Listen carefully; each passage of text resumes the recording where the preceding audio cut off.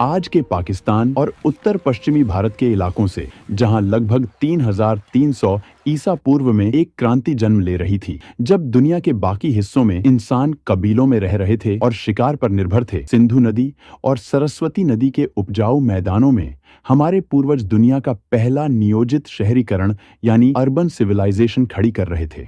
यह सभ्यता 10 लाख वर्ग किलोमीटर से भी ज्यादा इलाके में फैली थी, जो उस समय के मिस्र और मेसोपोटामिया की सभ्यताओं को अगर मिला दिया जाए तो उससे भी बड़ी थी।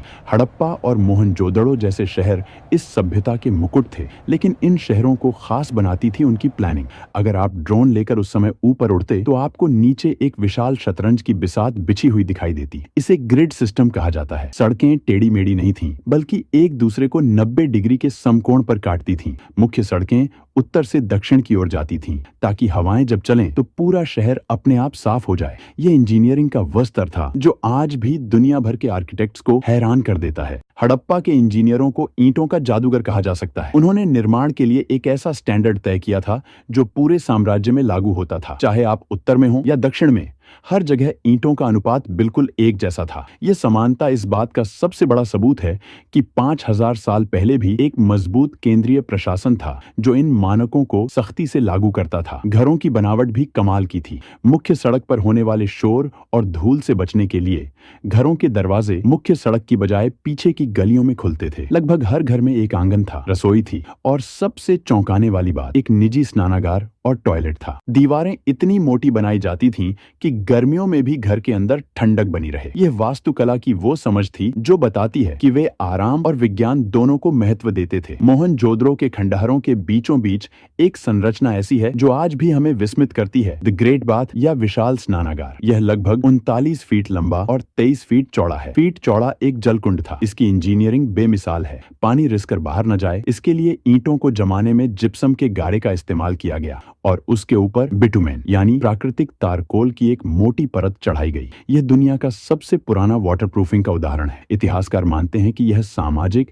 या धार्मिक अनुष्ठानों के लिए इस्तेमाल होता था, लेकिन पानी की कहानी सिर्फ यहाँ तक सीमित नहीं थी। गुजरात के धोलावीरा शहर ने तो जल संरक्षण में कमाल ही कर दिया था। यह शहर रेगिस्तान के बीच में था, इसलिए वहां के इंजीनियरों ने बारिश के पानी को इकट्ठा करने के लिए विशाल जलाशय और बांध बनाए। उन्होंने चट्टानों को काटकर ऐसे चैनल बनाए जो नदी के पानी को शहर के बड़े टैंकों तक लाते थे। धोलावीरा का जल प्रबंधन सिस्टम आज भी आधुनिक हाइड्रो इंजीनियर्स के लिए एक केस स्टडी है। हड़प्पा की अर्थव्यवस्था की रीढ़ थी उनका व्यापार, और इस व्यापार का केंद्र था लोथल। गुजरात के तट पर स्थित लोथल में दुनिया का सबसे पुराना जात मानव निर्मित बंदरगाह मिला है। यहाँ ईंटों से बना एक विशाल बेसिन था जहाँ समुद्र से आने वाले जहाज लंगर डालते थे। यहाँ से हड़प्पा के जहाज तांबा, हाथी दांत, मनके और लकड़ी लेकर मेसोपोटामिया, आज का इराक, ओमान और बहरीन तक जाते थे। मेसोपोटामिया के प्राचीन लेखों में हड़प्पा को मेलुहा कहा गया है।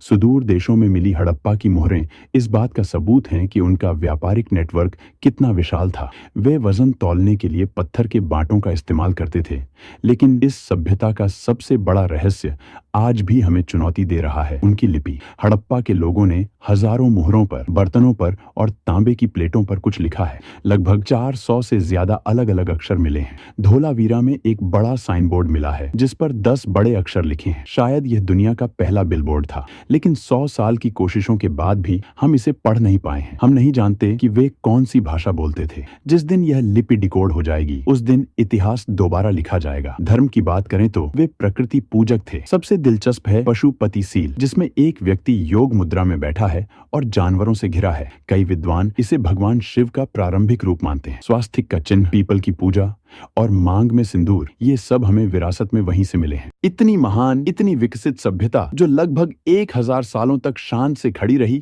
आखिर उसका अंत कैसे हुआ? 1900 ईसा पूर्व के आसपास शहरों में गिरावट आने लगी, नालियां जाम होने लगी और व्यापार ठप पड़ गया। पहले माना जाता था कि आर्यों ने हमला किया, लेकिन अब विज्ञान ने इसे नकार दिया है। असली कातिल था जलवायु परिवर्तन। सैटेलाइट इमेजरी बताती है कि उस समय सरस्वती नदी, जिसके किनारे सैकड़ों बस्तियां थीं, वह सूखने लगी क्योंकि टेक्टोनिक टेक्टोनिक हलचल ने उसके पानी को यमुना की तरफ मोड़ दिया। दूसरी तरफ सिंधु नदी ने अपना रास्ता बदल लिया, जिससे भयंकर बाढ़ आई। मानसून कमजोर पड़ गया और सूखा पड़ने लगा। जब पानी ही नहीं रहा तो शहर वीरान हो गए। लोग अपने शानदार घरों को छोड़कर पूर्व और दक्षिण की ओर गंगा के मैदानों की तरफ पलायन कर गए। वे मरे नहीं, वे बस बिखर गए। हड़प्पा सभ्यता खत्म हो गई, लेकिन वह मरी नहीं। आज भी जब हम हाथ जोड़कर नमस्ते करते हैं, जब हम योग करते हैं या जब हम अपने घरों में आंगन बनाते हैं, तो हम अनजाने में उसी 5000 साल पुरानी परंपरा को निभा रहे होते हैं। हड़प्पा के लोग हमारे भीतर जीवित हैं। उनका खून और उनका डीएनए आज भी भारत की रगों में दौड़ रहा है। यह खामोश खंडहर हमें याद दिलाते हैं कि हम उस विरासत के वारिस हैं जो तब भी विश्व गुरु थी, जब बाकी दुनिया अभी चलना सीख रही थी। यह इतिहास सिर्फ मिट्टी में दबी ईंटों का नहीं है, यह हमारी अपनी जड़ों की कहानी है।